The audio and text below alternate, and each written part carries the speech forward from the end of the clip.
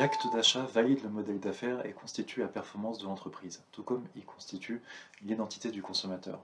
Par ces actes, nous produisons une certaine rationalité de l'exploitation de la nature et de l'humain en déterminant les activités économiques qui nous sont acceptables.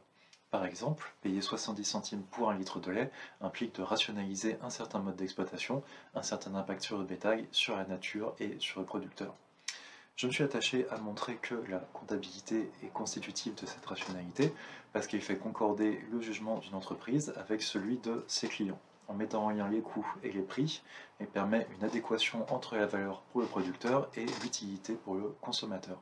Ainsi, dans certains moments de controverse écologique, la comptabilité devient une machine à poser des questions et à susciter des réponses sur ce qui est acceptable, sur ce à quoi nous tenons.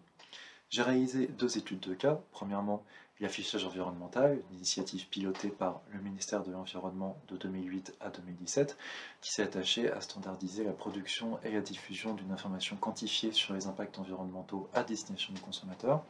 Et deuxièmement, la coopérative C'est qui le patron, qui a ouvert la structure des coûts de production du lait et a permis aux consommateurs de voter pour le juste prix à payer, aboutissant ainsi à une meilleure rémunération des producteurs et à la plus forte croissance pour une nouvelle marque du secteur alimentaire sur ces 30 dernières années.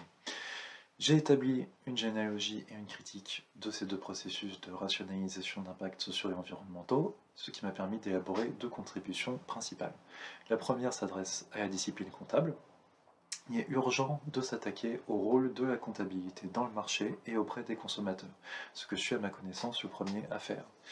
De plus en plus d'aspects de nos vies sociales s'effectuent au travers d'actes de consommation. Il faut donc étudier le rôle que jouent ces nouvelles informations, qui se partent des atours de la comptabilité et du pouvoir des chiffres, mais qui ne sont pas encore stabilisés par une longue histoire et de solides institutions, comme peut être la comptabilité financière.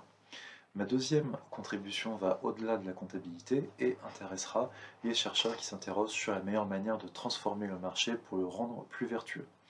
Ainsi, il ne s'agit pas de révéler davantage d'informations pour permettre à des acteurs dont la rationalité serait préétablie et immuable de prendre des décisions plus justes, mais bien de permettre à ces acteurs de dire ce à quoi ils tiennent, et surtout de leur permettre de constater qu'ils ne sont pas les seuls à le dire. Un de mes résultats majeurs, c'est que les consommateurs ne modifient pas leur comportement quand ils reçoivent de nouvelles informations sur les impacts d'un produit.